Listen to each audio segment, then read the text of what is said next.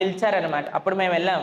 అక్కడ అనౌన్స్ చేశారు, సుమారుగా 2000 సాంప్రదాయాలకి చెందిన సాధువులు వచ్చారని. ఎన్ని వేల సాంప్రదాయాలు? 2000 సాంప్రదాయాలకు చెందిన సాధువులు. మరి ఏంటండి సనాతన ధర్మంలోనే 2000 ఉంటే,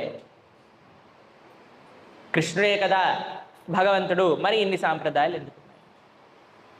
ఎవరి శ్రద్ధ, ఎవరైతే ఇంత అర్థం చేసుకోలేరో వాళ్ళకి ఇంత, ఎవరికైతే ఇంత అర్థం చేసుకోలేరో వాళ్ళకి ఇంత, ఎవరికైతే ఇంత అర్థం చేసుకోలేరో వాళ్ళకి ఇంత, ఎవరికైతే ఇంత అర్థం చేసుకోలేరో వాళ్ళకి ఇంత, ఎవరికైతే ఇంత అర్థం చేసుకోలేరో వాళ్ళకి ఇంత.